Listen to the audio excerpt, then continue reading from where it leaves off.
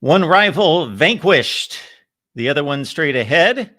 Time to refresh and rest and reset, but don't cool down, Canes. Keep it going. And Florida State, of course, in just about 10 days. We appreciate you being here at the Voice of College Football for our weekly Miami live show here on the Voice of College Football, Wednesdays at 7 p.m. Eastern Time. Make it a habit with Miami headed down the stretch here, or more so getting to mid-season form, looking good. You'll want to be here each and every Wednesday with myself and Cam Underwood from State of the U. Cam, how you doing? Doing great. Yeah, really can't complain. Just, doing the whole tweet storm from all of the different accounts that I run, which are, well, not even just Twitter, because I just put it on Facebook. But yeah, just doing that and everything, and enjoying a bye week and another undefeated non-conference schedule. So, feeling good. Facebook finally posted. That's great. I can close that and go back over to this window and look at all of you. Hi, hello, and welcome. Feeling good, feeling great, and glad to be here with you guys. So yeah, thanks for pulling up, and we're going to have some fun. Well, I got to say that based on what we saw out of the Florida football team, and specifically the offense heading into the Miami game, and from what we had seen from the Canes on both sides of the ball, this pretty much played out the way I expected. Florida might have shown just a glimmer of hope and a glimmer of life there in the third quarter, coming out with a touchdown drive. But other than that, it was domination. Yeah, man. This is pretty much par for the course. Mid-game lull from the offense again, but started strong, walked down the field for a touchdown on the opening drive. That was the first time since last year's opener that Florida had given up a first drive touchdown. I think there were a couple games later, but it was 11 games per Gabby Arrudia, who looked it up, the drive chart. So yeah, they had not given up a first drive touchdown in a good long time, about a full season. And then we just walked down there, easy as like hot knife through butter. This defense, though, buddy, if we had half of this last year, we're playing deep into the college football playoffs. I'm very confident about that.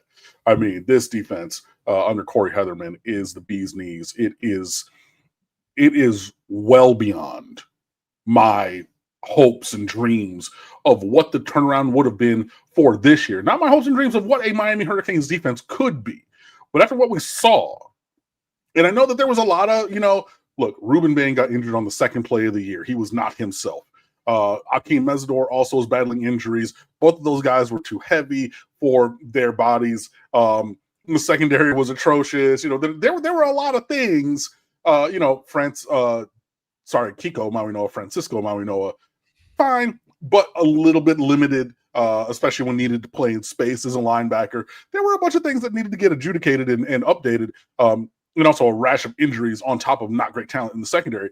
I was just saying, hey, if we can go from bad to mediocre plus, that's where my target was. Apparently, I need to really just stick to the standard because, man, this defense, my goodness. Woo! I mean, it is just getting rave reviews, and reasonably so. I mean, I've seen people saying that Miami's defensive line is the best in America, and I'm hard-pressed to find another. Maybe if you want to play the semantics game of they're not the best overall, but they're playing the best right now, I'm here for it. But you're hard-pressed to find a front four that goes 8-9 deep that has this kind of caliber of excellence. So yeah, I say all that to say I really expected this. I thought Florida was going to try a couple more trick play things to keep it close.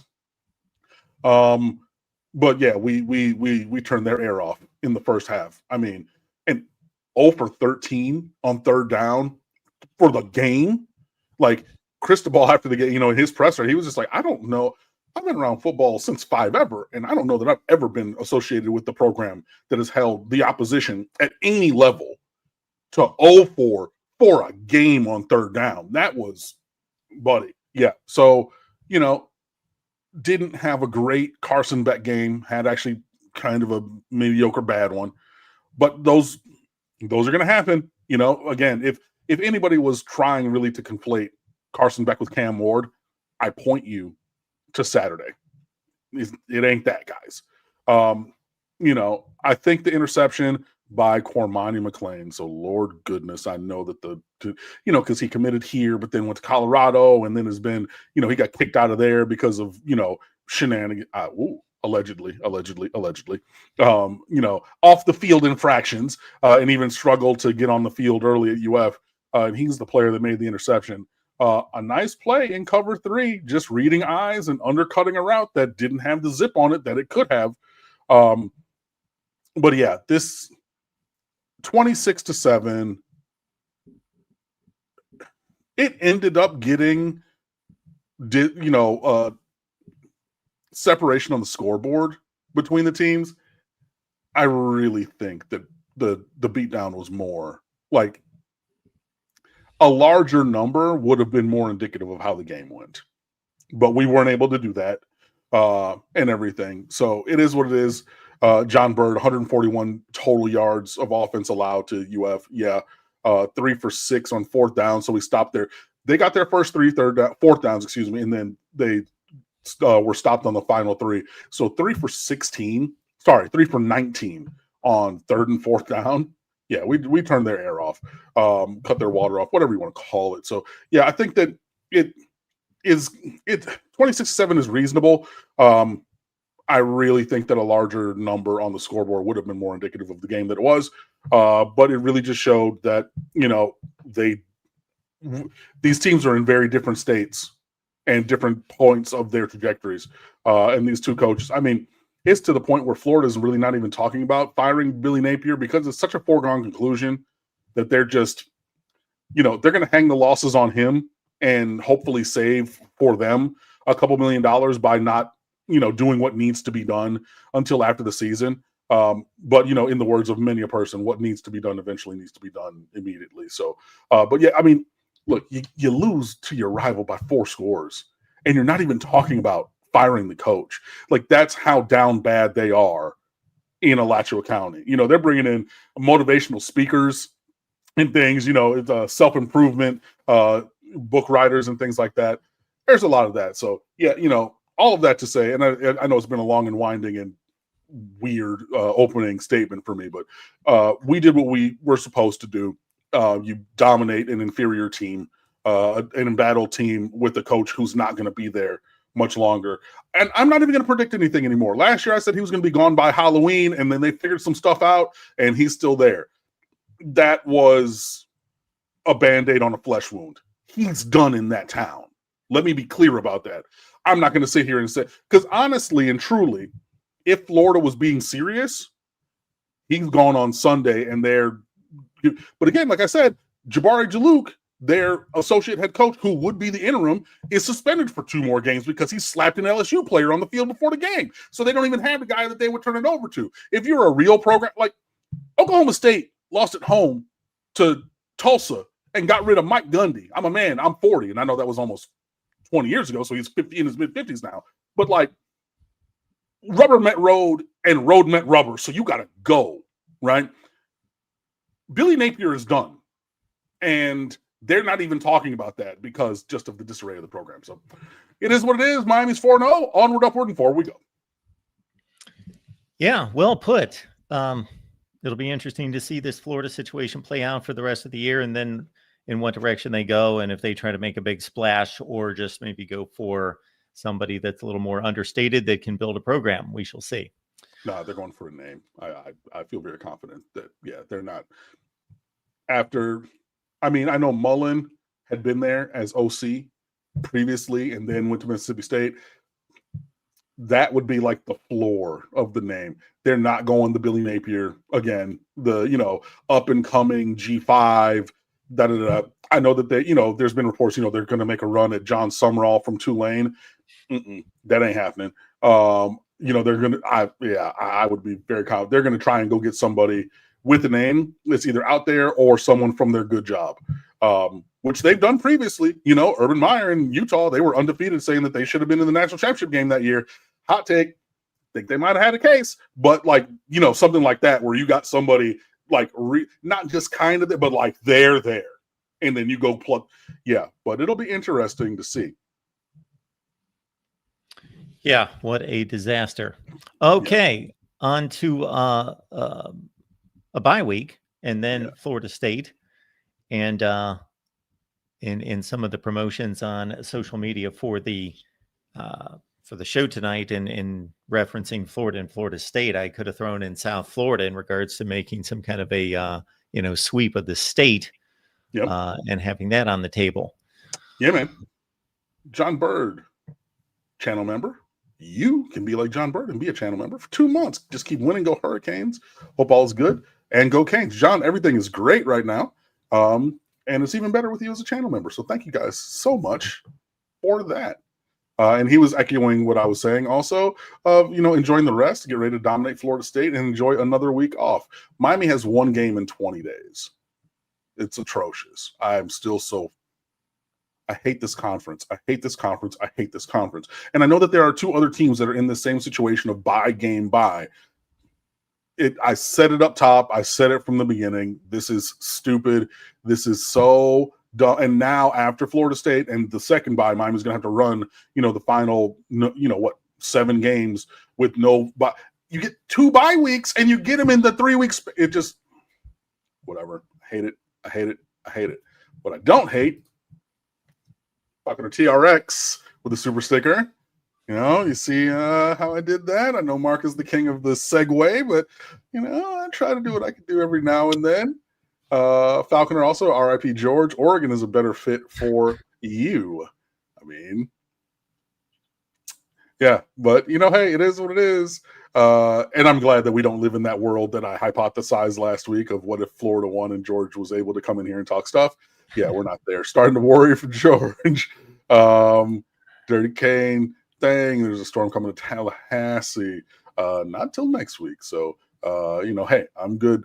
Well, I needed the break, man. I know if you guys are following along with us over at stateoftheu.com, I think we had 37 pieces in the story stream for last week's rivalry week. You know that we lean in with the story stream and all the extra content and just really trying to own the moments. This is like my 13th. Is it 13?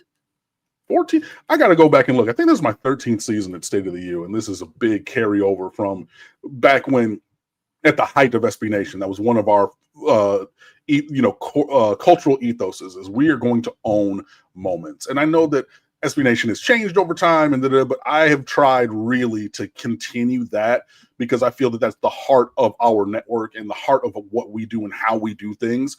Which, fan-sided, if you want like breaking news, you can go other places, but commentary analysis, we're going to be there.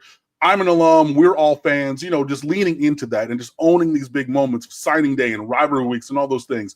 And man, it was a lot. And we had such great engagement. And I love being in these trenches with you guys and bringing you all of this stuff.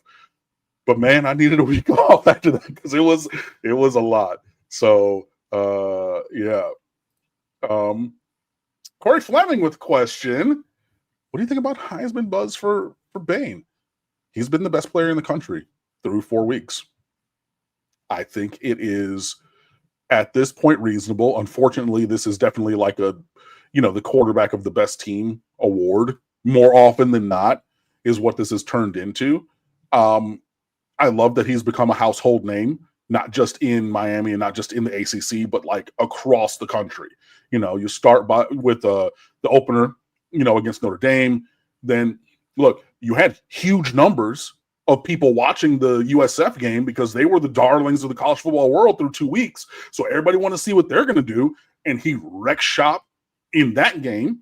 And then you get the ABC national game again, second time in 4 weeks against your rival Florida, who I know was bad, but you got to go out there and, it's a standard is a standard. And we play the way that we play every week. And he did. And in the 2 marquee games, Notre Dame and Florida, those are the 2 weeks that he won ACC Defensive Player of the Week. Or Defensive Lineman of the Week.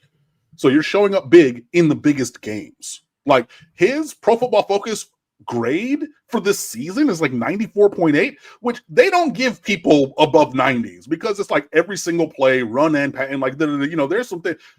His grade is off the charts. This is, he's on a different level right now. And I think that this is great that we're talking about that. Simply because of the position he plays, I am not sure that this will continue. As in him in the conversation, as people pushing him forward for Ruben Bain for Heisman. I was literally watching some stuff on YouTube earlier. I saw Kane's Tape has a thing up.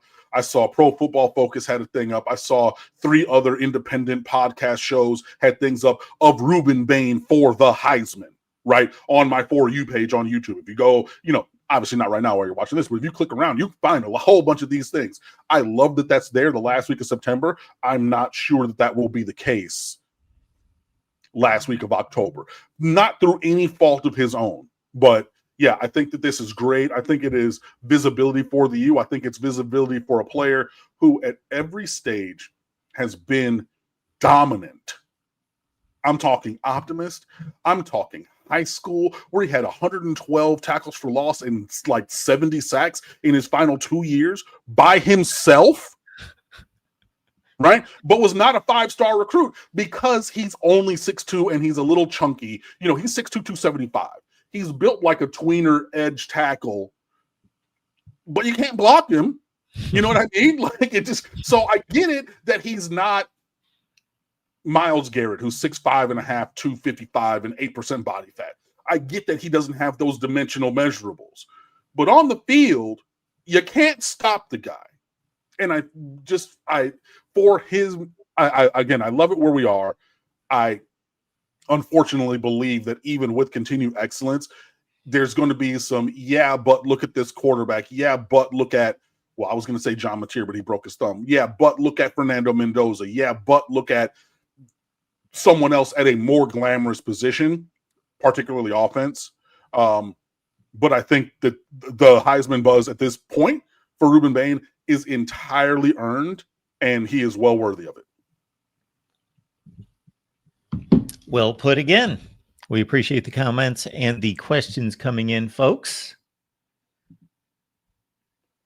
Falconer TRX, one more time. Thank you for that. Estimated value of game day to recruiting and marketing. I mean, millions, literally. So for the last 3 weeks, including last week, Game Day has had their second most watched show in the history of that show. So that means the one that you saw last week was the second most watched game day in the history of college game day since they started it in 1996. Buddy, you know what I mean? Like, you talk about logo holds weight. You talk about the ACC revenue share because of eyes and everything. I know the game day doesn't go into that, but then you look at the numbers for the week. What was the highest volume watched game of the week last week? On ESPN, at least. The Miami Hurricanes, yet again, we continue just to be at the top of things. Eyeballs are, here. We're getting all these stories out there. Mario Cristobal, who is loath to do anything but work, is continuing his press tour this week. I just saw he sat with J.D. Piquel of On3. He was with Kevin Clark, a Miami alum, for This Is Football, where he's, sat in his office on Zoom, but he made time to continue to do these media interviews. What? Mario Cristobal, who couldn't be bothered enough to take half a day to get his face scanned to be in the college football video game, instead line it up, went to Cam Gorby, the SID, who got a couple shout outs from McAfee for, doing a great job. And he does a great job at the University of Miami. But then he goes to line him up. What? Mario Cristobal electively continuing to do media stuff. Brother, we are striking while the iron's hot. And he knows clearly, let me get my face in front of as many people as possible on all these different networks and all these different shows. He left from the game day set and went to ACC Kickoff, which was also on campus around the corner. It was on the what do they rename it? The Foot Green for Dr. Foot, Tad Foot, who was there. He was, whatever. He's in the U, the tall, white-haired guy. His last year's president was my freshman year. But the green in front of the old University Center, in front of the Richter Library with the bell tower, that's where ACC kickoff was. So he went from here, you went there, you're doing all these other things. Why? Hey, I got to be out there. I got to be in these spaces where, kids, are watching and trafficking. And if you put all of that together with game day, with ACC kickoff, with all these other things, and then, again, the most watched game of the weekend, invaluable. Yeah, if I were to put a value on it, 3.5 million viewers for game day, 6.5 million viewers for the game. That's 10 million viewers right there, plus all the online streams, plus all the other things. Even if you go conservatively and say $1 per viewer, you're up in the $15-20 million worth of value range. And we know that the conversion for these things for marketing and recruiting is a very much higher rate than $1 per viewer. So at the floor, you're talking probably 15 million in value. But this is why you have jersey patches. This is why the F1 teams have, things on the car, and they monetize every single thing. You could easily make the case for 5, 6, 10 times value per viewer already. The numbers are crazy. Good way to put it there. Oh, last Falconer, can't forget the touchdown call back by the SEC refs. Yeah, they robbed Marty Brown of that touchdown on 4th down. Or it wasn't 4th, but whatever. I think it was 4th down. Yeah, up the middle. He clearly wasn't down. He's clearly just moving. And we had been moving the pile all day also. And they had the quickest whistle, one of the quickest whistles I've ever seen. That was crazy. 20 million just to buy out Napier. Yeah. Who would replace Napier? Well, we already kind of spoke about that. They're really, I think, at this point, with how Miami has boat raced them twice, head to head, even with, and I was so confused by why Florida won all those recruiting battles at the end of last year, because I'm like, what are y'all talking about? Hilton Stubbs talking about, oh well, yeah, they're it's a bad situation on defense. It was, but if you believe that it was going to continue like that, but you bought into Billy Napier in Alachua County, bro? Yeah, I don't know, but they're gonna.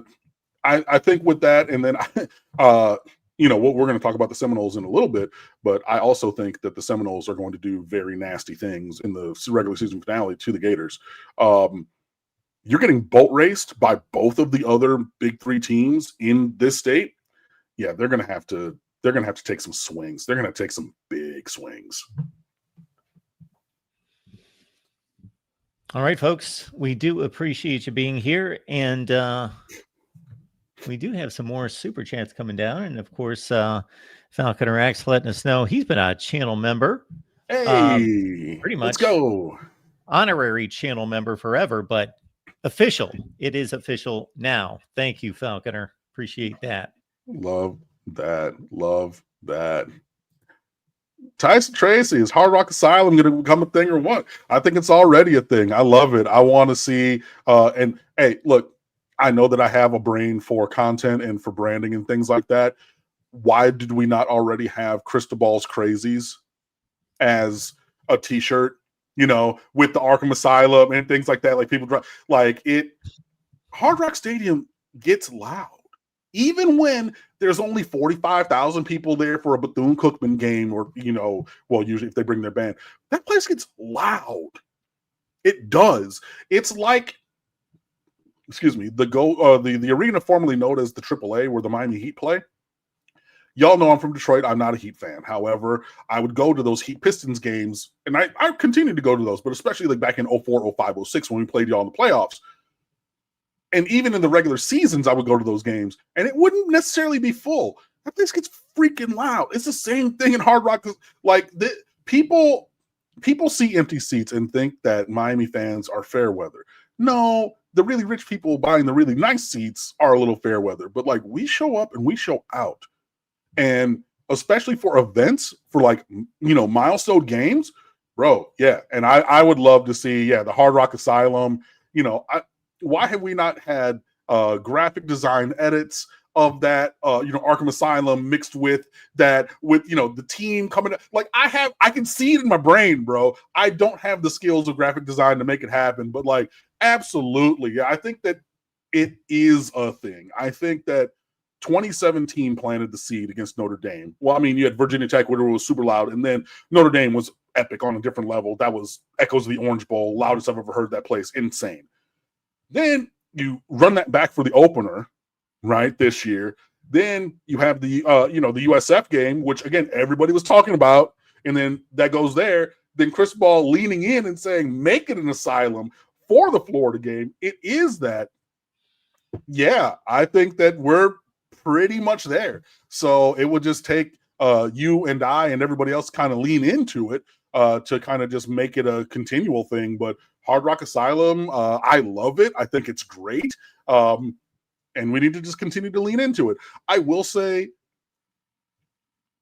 when we have games like this, you will eventually or end up with a lot of event people who are fair weather fans at best, but hey, it's an event in Miami and I got to be at the event, so I'm going to be here at the event. I need the hardcore fans among us to teach those new fans, right? The people who just got to the asylum, teach them when and how to cheer, please. Because there were times in that third quarter when Miami was, sputtering on offense, and then you get a Florida score, and it was quiet as church. And I'm like, no. This is when you go crazy. This is when the asylum needs to be at a frenzy, fever pitch. And I need those who know that to, hey, you might be new. We're going to start screaming now. You know what I mean? Like in your section, like lead from the inside. This is what we're talking about, being a leader without a title. This is what I need a little bit more from Canes fans, because they can kind of be a little passive until like 3rd and 2. And I'm like, but if you're loud on 1st and 2nd down, that's also helpful for you know what I mean? So that's my only thing about it. But yeah, I think Hard Rock Asylum, well, we're on the cusp of it becoming, capital letters, a thing. Hopefully we're able to continue that forward. And that's because Mario made one statement calling it an asylum. Is that where that completely originated from? Well, yeah, he said it after the opener and said it was loud like an asylum. And then that was just kind of, you have a catchphrase and it kind of sticks. And then, that ended up being the call to action moving forward. Like, hey, get loud, get crazy, get loud, get crazy. And then it just popped into his head from the post game from Notre Dame, and because he said it then, and then he said it on game day. Saying, well, he had said it all week, but yeah, make it an asylum. And it just, it was a happy accident. It was a lovely, wonderful thing that just kind of popped up in the aftermath of the Notre Dame win. And then, just run it back. So, sometimes that's how that's how nicknames happen, like you don't just, usually you're not a person, or no one gives themselves a nickname. Something happens, you know what I mean? And then like, oh, this is your nickname. And it just like is a wonderful kind of serendipitous kind of a thing. And yeah, that was kind of just how it's come about. But I really think, to Tyson Tracy's point, and to a lot of other people, I think that we've hit on something. I really think that we're cooking with fish grease here. Like, this is gold. Lean in, bro. Lean in. Like, I mean, the Adidas Asylum, you know what I mean? Like, why are we not like, there's so many things that are right there. And I really think they can be powerful. So yeah. We've got Eddie showing up. Eddie, thank you so much for the contribution. Good evening, gents. On Carson Beck's interception, he floated the ball instead of putting zip on it. It begs the question, is Beck's arm not at full strength yet? Also, Mario's comments on Jojo Trader were interesting. Yeah. First of all, thank you for the super chat, Eddie. I agree with both things. Carson Beck had room to run on that. He's not the greatest at, throwing on the run, but he did float that ball up the middle. And I think that he thought CJ Daniels was more open than he was, because You're playing cover 3, and like, you're running 4 verts, so you're up that seam is where you can attack the defense. Now, if he would have just hit his third step of that drop and thrown it, like, that's a completion. But then you wait, so you're a couple beats late, right, on the rhythm, right? So you're running up, and then it wasn't even necessarily the greatest throw on the run mechanics, and he didn't put everything behind it. So, yeah, all of those things together. And then, again, credit to Cormani McLean. Baited him, undercut the route, great play. I don't think that we've seen Carson Beck really rip a ball this year. Like, really put that back foot in the ground and just, like full. He had a square in on the first play against, I think it was Notre Dame. I think where he like kind of looked left, let Malachi Toney get behind the linebacker, came back to him, fitted in that window. That was about it. But like full strength. I'm not sure that his arm is as strong as it was. It's close though. It's in the 90 to 95%, but I don't even think that he's using the totality of the velocity that he has. And then leaving that, not really gunning that ball in there to CJ Daniels was an error. If he had it back, he would have tried, I think, to put more mustard on that one. And again, I think if he would have, and again, look, it wasn't his first read. I don't know about why not, because it was pretty open right away. But if you see it right away, foot in the ground, then that's a completion. In terms of Jojo Trader, yeah, it was interesting. There's whispers of other things off the field that have gone into his current situation. I think in this bye week, it is really imperative that Jojo Trader really show something. I said many a time in the press box, and I'm sharing with you now, that I think that the playing time train is leaving the station, and Jojo Trader is running to try to catch that train. And seats might be taken, and look, you might be just standing there on that platform watching it sail off, and we shall see. He's incredibly talented.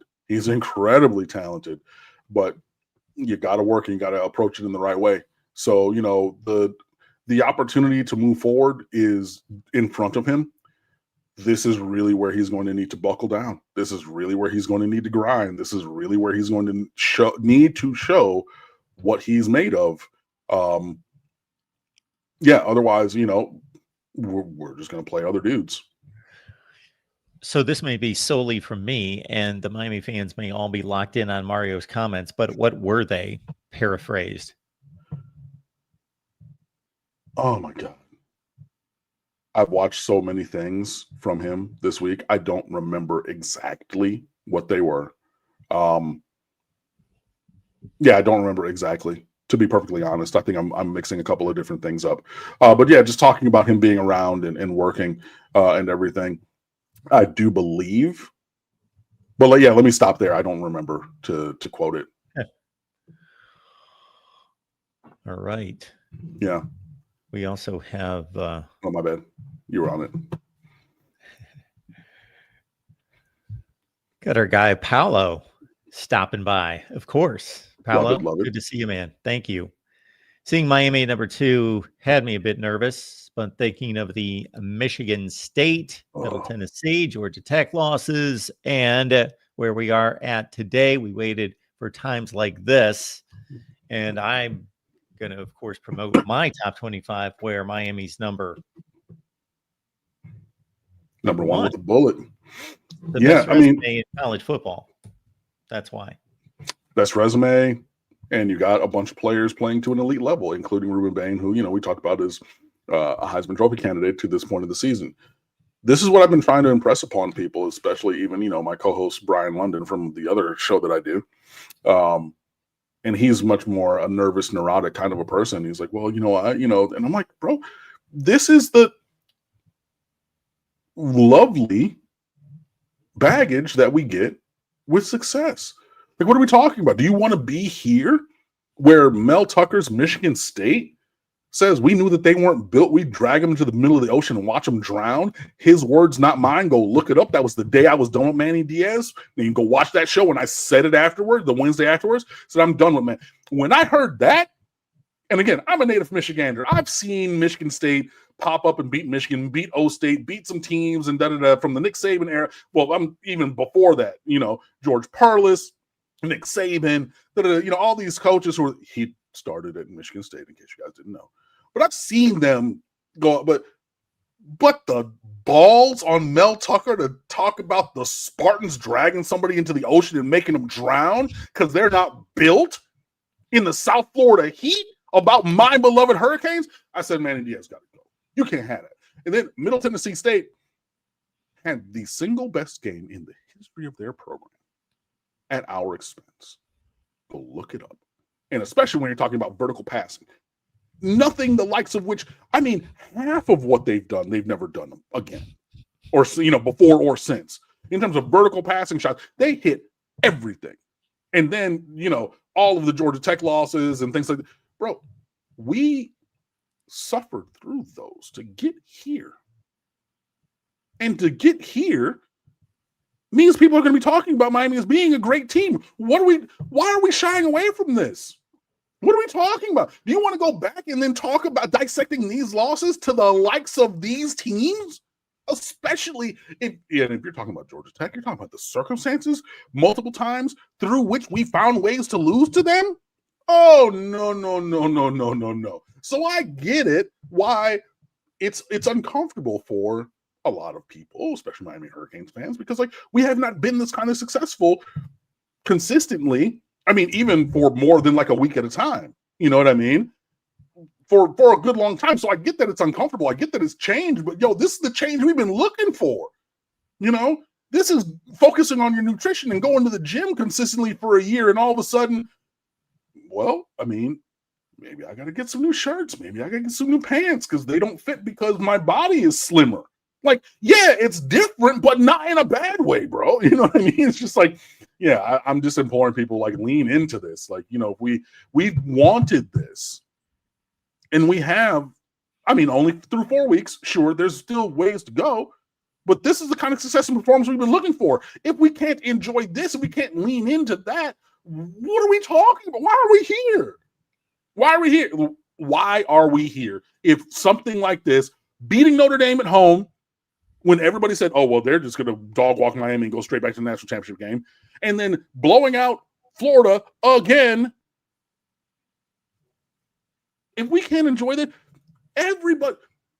2 weeks ago, everybody in America was talking about USF coming down here and beating Miami soundly because Miami hadn't seen anything like them. And they were the darlings of the college football world. And we all know what Miami does. And even though they beat Notre Dame, USF Bulls are going to come down here and run roughshod and all that stuff. Would you have preferred that to be true? Or the 6-touchdown win that we saw and moving forward to be, you know what I mean? It's just this is what we've worked for. This is what we've waited for. This is what we built this roster for. You got to enjoy it, bro. Was anyone really with a college football brain picking South Florida to win that game? I saw more than a couple.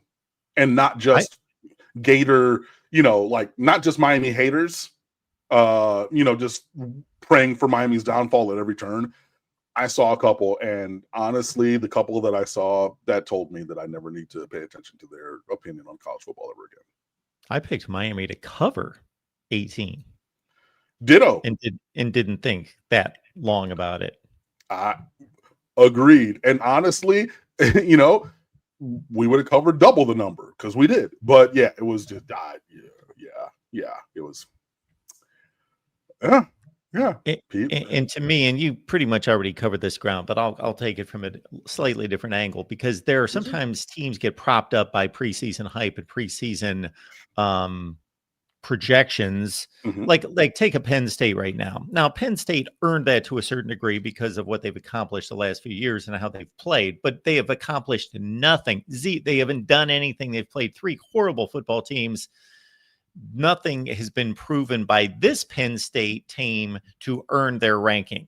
But to my defense of my ranking of Miami is the number one team in the country. For me, I rank resumes, and they've accomplished the most against the best competition through 4 weeks. They've had 4 opponents, and even though Florida's down, South Florida's a G5 team, those 3 wins to me are the 3 best wins collectively by one team in college football. So yes, there's been something proven. It's not a paper tiger like, oh, there's all this hype and nothing's been accomplished yet. Have the accomplishments been completed? Of course not. Nowhere close to it. But through 4 weeks, what else could you ask for? Sorry, I muted my mic. Yeah, no, what else could you ask for in that time? Tyrone Tracy, I believe. If I can get this, hold on, I need to pop that out because I will mess everything up if I don't. Give me 2 seconds. Copy. We're going to go to a new window. Paste and go. Come on, internet. Please don't fail me now. Please don't fail me now. All right. It didn't. Good. So please go here. Please go here. Thank you. Just want to share really quickly that Tyrone Tracy from the chat just tweeted me during the show and shared the Hard Rock Asylum image. I don't know the credit for it. I don't know if he did it or someone else. But, oh, sorry, I got to add it to stage. There we go. Yeah. So there's that. He hit me at Underwood Sports on that one. I like it. Looks really cool and everything. So, yeah, I think that's a great start and everything. And I appreciate you sharing because, that's what we're here for.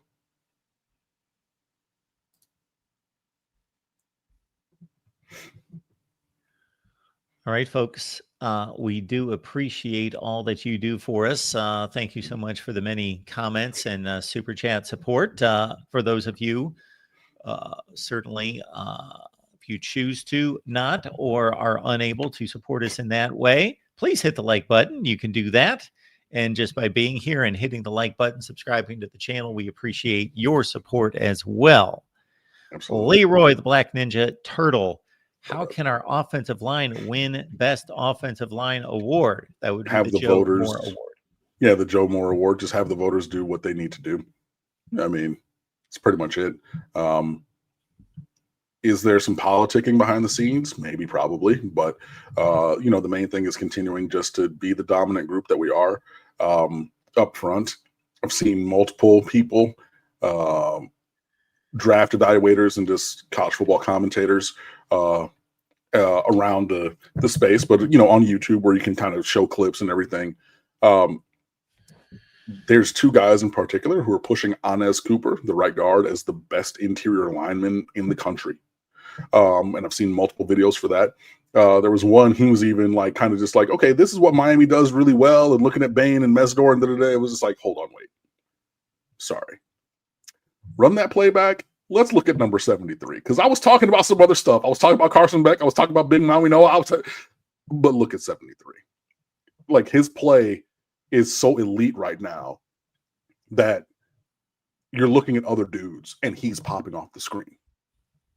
Right? So you have that Markel Bell, who people made so much fun of me in the summer when I wrote my potential first round options from this roster for next draft, right? And I included Markel Bell. And so many people were like, Cam, you don't know ball. You're stupid. He's not the highest graded performance of his career against Florida. Guy, but I mean, it's been in that similar kind of a range. He's another guy. I saw 2 reaction videos, and they're watching the running backs and just, the movement of the offensive line and said, what who was number 70? How big is he? And then you see him in his stance, and you're like, okay, I know 78 Matthew McCoy is 6'6", 320. And number 70 makes him look like a little boy. What is going on? And people are now outside of Miami circles starting to talk about Markel Bell.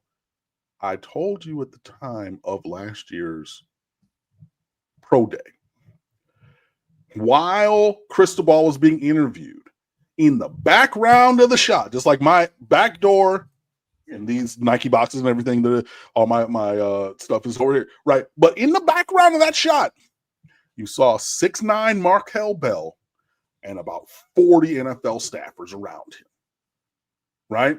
And it was just like, hey, who are you? What is your name? What is your number?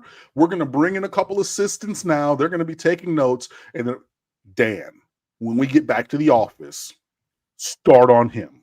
Because we already know we're drafting Cam number 1 overall. And we got 8 guys on that, plus the whole social media, plus the whole video content staff. We can spare you to start looking at this guy. And I tweeted it while it was being live, or while we were on television and everything, and say, yo, he had a crew around him at that of NFL front office people. And and so now you're seeing, and there's all these NFL scouts who come to every game. So, I try to, not really super brown nose or anything, but just, oh, hey, cool. I've seen you here a couple times. You're from, I've seen the same scout from the Jaguars 3 times. I've seen there's a dude, I think he works for the Broncos. He comes down pretty much every game. There's a couple other guys. Oh, so how are you looking? And now I'm starting to hear, oh, number 70, Markel Bell. I'm starting to hear a couple of that, those mentions in the press box as these guys, because they all sit next to each other because they all know each other, the area scouts. And then they start, oh, yeah, oh, well, I was looking at number 73, but number 70 a little bit. Hold on. Maybe at a developmental tackle. Maybe, not saying, and I mean, hey, maybe he's a first rounder, maybe he's not, but all these guys are playing to this elite level. Francis Mauigoa, set it, forget it. He's top 15, top 10 pick. Boom, done. Anez Cooper, he's putting himself in the range for top 50. Markel Bell, like I said, because of his size of 6'9", 340, and don't even look like he's that big, this is a guy who could be in that top group as well. And look, you have all these dudes playing to this kind of a level. And I also say Samson Okunlola, buddy, at left guard. The light is on for him. He's out there hooping. They can win the Moore Award easily. Maybe a little politicking, but with at least 3 dudes at the top of their game in Bell, Cooper, and Mauigoa, and then, the other ones with them, just continuing to push forward and just play at the elite level that we are. And I mean, if you go back and look at the touchdown runs, man, the line of scrimmage is reset from the 3-yard line to 3 yards deep in the end zone. When Marty Brown jumped over the top, he jumped from the 2, and then all of a sudden he was just he landed 2 yards in the end zone. It was just oh, okay, cool. Because the line was just move, yeah. I mean, they're moving furniture out there. You know what I mean? And again, credit to them, because Florida is very talented on defense. They got big, strong, tough dudes. But when push came to shove, it was Miami's offensive line that was doing the pushing and the shoving. So they just need to kind of continue that stuff. But it is very, very possible. And I would really love it for Alex Mirabal, who is one of the best offensive line coaches in America, to really get his due. I think that Miami offensive line has been overlooked in the last couple of years, and I don't think that can continue this year with how we're playing. Falconers letting us know that comedian Josh Prey, a Gator, did a great video on the Asylum at the Rock. He did multiple in the lead up to the game, at the game, after the game.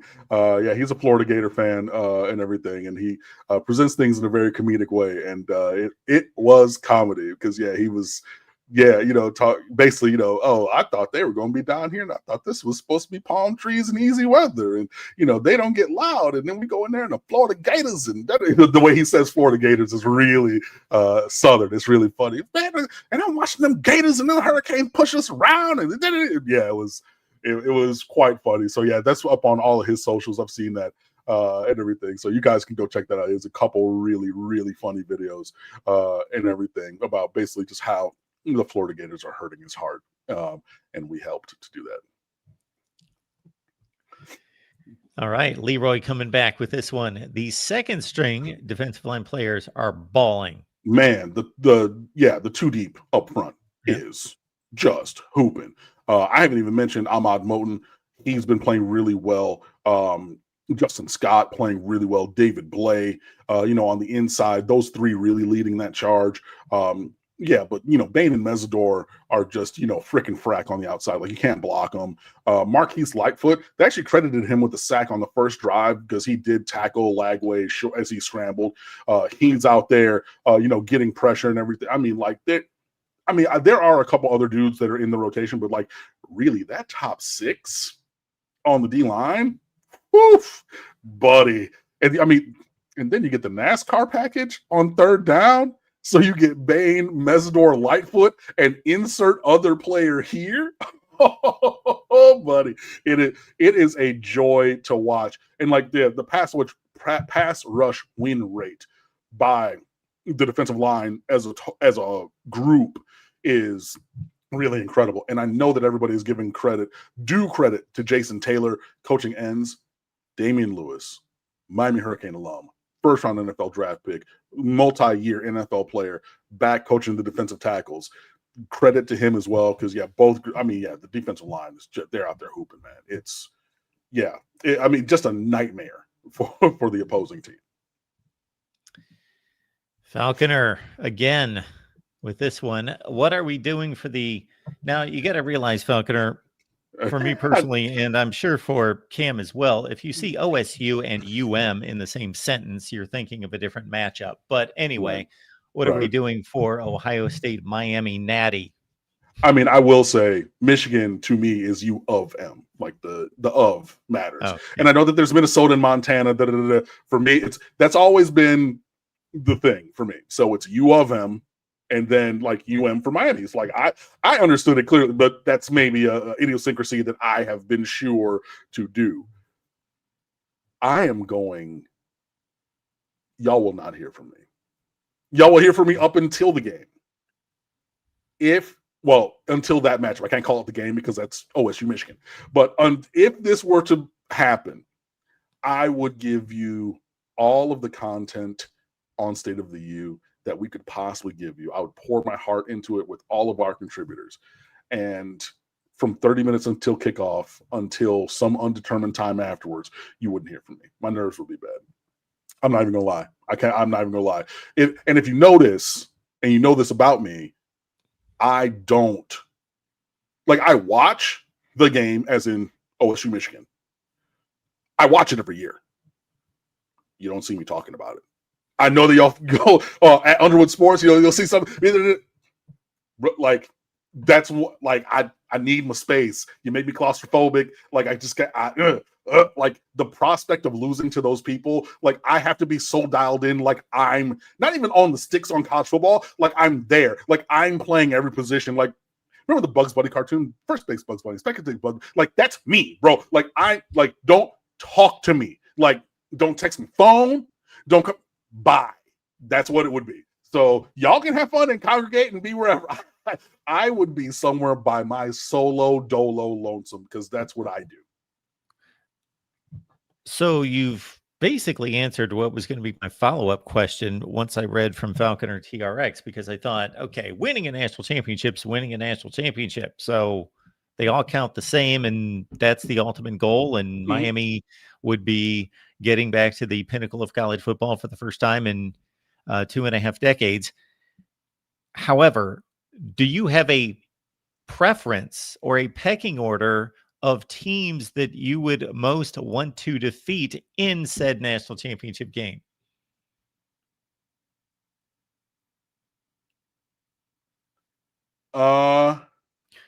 So I haven't even thought about. No, I get what you're saying. Yeah, I get what you're saying. Like you want to win example, one. Is there a top level school that you obviously would want to win the game because it's Miami, but they wouldn't factor in like Penn State or USC? I don't know who those teams are. I'm just throwing ones out. I mean, like a Penn State or a Alabama, those would be, like hearkening back to, era gone by. Like Vinny Testaverde losing his mind in the Fiesta Bowl and throwing 37 million interceptions. George Teague in 91 stealing the ball from who was that? Yatil Green I up the believe sideline. so. But like I even remember that. Remember, grew up in Detroit, and this is the 90s, so you didn't see everybody every week. So I just remember, like, oh, Miami, like, all right, we go deep in the College World Series and, like, going to win at football. And then saw that, and, like, it rocked me to my core. I remember going, like, Miami doesn't lose like that. Like, what? So, like, you could see those, the top of the list are the Acorns. Like, yeah, that would be, I mean, because, like, the other teams that are in the conversation aren't, like, it would be infinitesimally small chance to see them. You know what I mean? Like, I would love a 2000 Sugar Bowl against Florida and go beat them on Bourbon Street and then, in the game again for a chance. But, like, I don't think that Florida's in position to go there. And, like, I hate them anyway. And, like, we play, there's ducking us again, because there's no future matchups in that rivalry scheduled. But, like, like Florida State, like, I would love to beat them, but, like, that's all the time. But, like, yeah, no, I think that, number one with a bullet would be the Acorns. We have to exorcise those demons of being cheated in the desert. And for me, not the Fiesta Bowl. We saw it in, with Testaverde and them. We saw that Terry Porter cheated for his alma mater in 2002. No. If y'all wouldn't hear from me for a long time if it were Miami versus the Acorns in the Fiesta Bowl, and we knew that, and you get a week off anyway, so you get 2 weeks to think of. No, but yeah, if there's a team that I want my pound of flesh from as we step on their face to go hoist number 6, the people from Columbus, for sure. It's not even close. And especially for me, a native Michigander who grew up as a Michigan fan and then is a Miami alum. Yeah. Oh yeah, no. Doubly. Right. They, like, the other ones would be cool. Like, I mean, all of them. Like, again, I want Miami to win. Oregon, so like Cristobal beating the team that he helped build to this level. Great. USC, traditional private school powers from both coasts, very similar school profiles, great. Penn State, okay, hell, even a Michigan. Like, that would, really put me at odds with my uncle Bill, but, who's a Michigan man and went there and was very disappointed that I did not do that also, but, like, I never even applied to Michigan because I didn't want to go there. I get that, but, like, yeah, nah, them people from Columbus, number one with a bullet. If I can take my angle on the question, I just want Ohio State to win national championships. So I can't think of any necessarily pecking order for Ohio State. Beat Notre Dame and Oregon in the last 2. So I guess move on to somebody else. I mean, and then, right. If we went back, just talking about harkening to the old days, Notre Dame gets there, Oklahoma, who we beat all through the 80s and 90s. You know what I mean? Like, there are those. And I mean, yeah, my number one is get there, whoever's on the other sideline, beat them. Boom. But for my personal emotion and thoughts. Yeah, it looks like the chat's right there with you. Many of them. There's a few Alabamas and Georgias mixed in. Georgia, I can see the connection. In Alabama, also I can see the connection. And again, going back into history because, 1992 or whatever that was. Yeah. I saw somebody had a question earlier about sorry, that was me talking like my ex-Canadian girlfriend from high school. How sustainable would you say that Gus's smoke and mirrors scheme is? 1 quarter, 2? Hopefully Heatherman says 0 possessions. It's a tough scheme.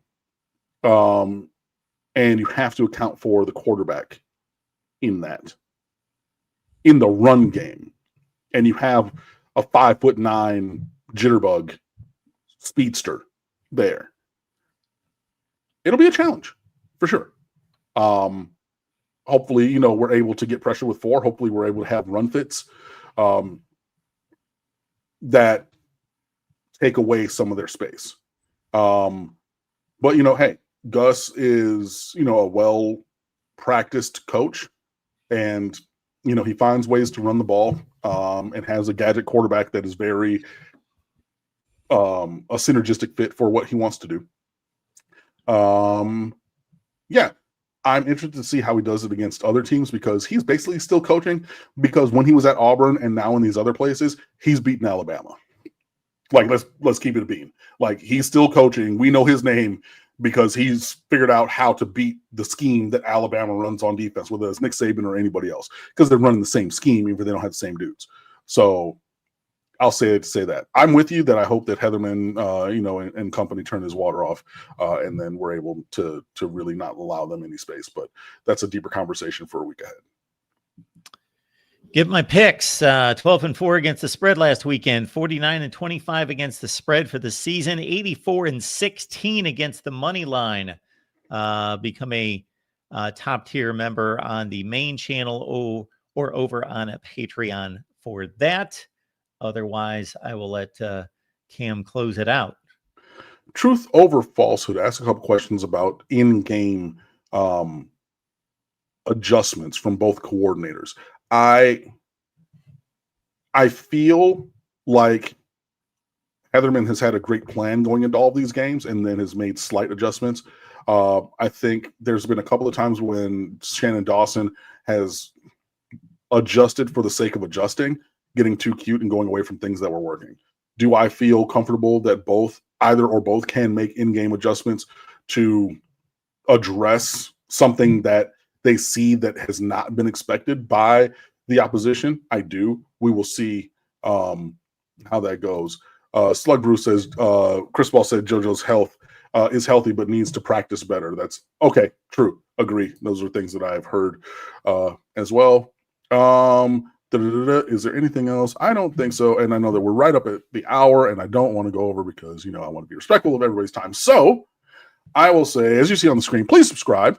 Also hit the like button, please, for everybody who is watching, and share the video, please. And while you're not with us on Wednesday evening, please go over to stateoftheu.com and fan with us. We have such great contributors. We're giving you such great content, commentary and analysis. I got a couple of things coming up this week. Personally, that I've been working on for a while, so I hope that you engage with those, and plenty other things out there from our other great crew of contributors. So please come on over and fan with us. And yeah. Falconer TRX, I would tell most people to Google that, but it's you. So I'm not going to say that. We'll look that up. I guess maybe Cam is right now. I did. This year's national championship is going to be played at the Hard Rock Asylum. So there is the potential for Miami to make a run and have a national championship game at home. So obviously that would not be the Fiesta Bowl or anything else. So yes, is that for this season, it is January 19th, Control Shift T. It is Monday, January 19th, 2026 is this year's national championship game at Hard Rock Stadium. But we're only 4 games in the season. This is week 5 with our bye. There's a long way to go, but working with the end in mind, it is not crazy to look ahead and say, that would be a thing that I would like or desire, because I would like and desire that also. And I would like and desire you to hit the like button, go over to stateoftheu.com, and also continue to be here with us. So, thanks for rocking with us through this bye week. And we will be back next week for the rivalry game at Florida State and all things beyond. Take care, guys.